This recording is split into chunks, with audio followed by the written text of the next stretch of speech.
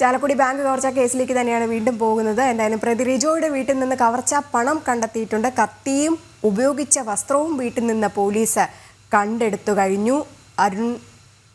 ആനന്ദ് പുതൂരുണ്ട്. ആനന്ദ്, ഓരോ മണിക്കൂർ ചെല്ലുന്തോറും പുതിയ വാർത്തകൾ, പുതിയ വിവരങ്ങൾ വന്നുകൊണ്ടിരിക്കുകയാണ്. ഇപ്പോൾ എന്താണ് ഏറ്റവും ഒടുവിലായിട്ട് ബാക്കി പണം കൂടി റിജോയുടെ വീട്ടിൽ നിന്ന് കണ്ടെത്തിയെന്ന് പറയുന്നുണ്ടല്ലോ?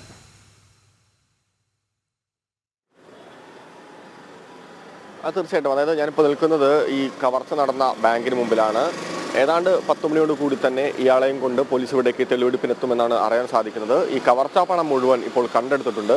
15 ലക്ഷം രൂപയായിരുന്നു ബാങ്കിൽ നിന്ന് നഷ്ടപ്പെട്ടിട്ടുണ്ടായിരുന്നത്. അതിൽ ഏതാണ്ട് 12 ലക്ഷത്തോളം രൂപ ഇന്നലെ രാത്രി തന്നെ, അതായത് ഇന്ന് പുലർച്ചയോട് കൂടി തന്നെ പോലീസ് ഇയാളുടെ വീട്ടിൽ വളരെ രഹസ്യമായിട്ടാണ് എത്തി ഇയാളെ കൊണ്ട് തന്നെ കണ്ടെടുപ്പിച്ചിട്ടുണ്ട്. ഈ വീടിന്റെ കിടപ്പുമുറിയുടെ ഷെൽഫിലായിരുന്നു ഇയാൾ 12 ലക്ഷം രൂപ ഒളിപ്പിച്ചിട്ടുണ്ടായിരുന്നത്. ബാക്കി 3 ലക്ഷത്തോളം രൂപ ഇയാളുടെ സുഹൃത്തിനെ കടം വീട്ടിയിരുന്നു. അന്നനാട് സ്വദേശിക്കാണ് ഇയാൾ ആ പണം കടം വീട്ടിയത്.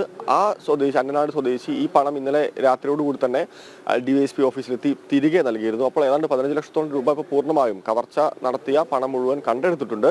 അതുപോലെ തന്നെ ഈ കവർച്ചയ്ക്ക് ഉപയോഗിച്ച കത്തിയും ഇയാൾ ധരിച്ചിരുന്ന വസ്ത്രവും എല്ലാം പോലീസ് കണ്ടെടുത്തിട്ടുണ്ട്. എന്തായാലും ഇനി ഉള്ളത് തുടർ നടപടികളാണ്. 10 മണിയോട് കൂടി തന്നെ ഇയാളെ ഞാനിപ്പോൾ നിൽക്കുന്ന ഈ പോട്ട ബാങ്കിലെ ബ്രാഞ്ചിലേക്ക് എത്തിക്കും.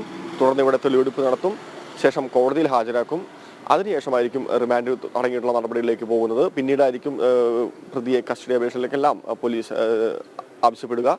എന്തായാലും ഇപ്പോൾ കവർച്ചാ പണം മുഴുവനായിട്ട് പോലീസിന് കണ്ടെത്താൻ വേണ്ടി സാധിച്ചിട്ടുണ്ട്. അതേസമയം തന്നെ റിജു പെരുന്നാളിനെത്തിയ ദൃശ്യങ്ങൾ കൂടി നമ്മൾ നേരത്തെ കാണിച്ചല്ലോ ആനന്ദ്. അതായത് ഈ ദൃശ്യങ്ങൾ ഈ കവർച്ചയ്ക്ക് ശേഷം ഉണ്ടായിരുന്നതാണോ എന്ന കാര്യത്തിലാണ് ഒരു വ്യക്തത ചോദിക്കുന്നത്. അത് കണ്ട് അവിടെ എത്തിയത് ഇതേ സ്കൂട്ടറിൽ, ഈ കവർച്ച നടത്തിയ സ്കൂട്ടറുമായി തന്നെയാണ്. ഇപ്പോൾ ഈ സ്കൂട്ടർ റിജോയുടെ തന്നെ പേരിലുള്ള സ്കൂട്ടറാണ്. അതെങ്ങനെ പോലീസിന് തിരിച്ചറിയാൻ കഴിഞ്ഞു തുടങ്ങിയ ആ ഒരു വഴികൾ കൂടി ഒന്ന് പറയാമോ? തീർച്ചയായിട്ടും. അതായത് അതിലൊരു വ്യക്തതക്കുറവ് നേരത്തെ ഉണ്ടായിരുന്നു. ഈ പ്രതി ഈ പെരുന്നാളിൽ പങ്കെടുത്ത ദൃശ്യങ്ങൾ ഏതാണ്ട് ബുധനാഴ്ച പുറത്തു വന്നിട്ടുള്ളതാണ്.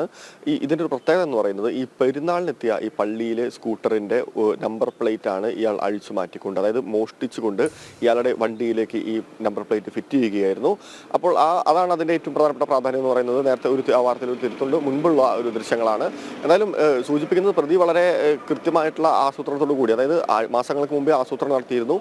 ആദ്യ ഘട്ടത്തിൽ ഒരു ശ്രമം നടത്തിയിരുന്നു. പക്ഷേ ആ ശ്രമം പോലീസ് ജീപ്പ് ഉള്ളതുകൊണ്ട്, അതായത് പോലീസ് ജീപ്പ് ഈ പ്രദേശത്ത്, ഞാനിപ്പോൾ നിൽക്കുന്ന ഈ പ്രദേശത്ത് ഇയാൾ പ്ലാൻ ചെയ്ത സമയത്ത് പോലീസ് ജീപ്പ് കണ്ടതുകൊണ്ടാണ് അയാൾ ആദ്യ ശ്രമത്തിൽ നിന്ന് പിന്മാറിയത്.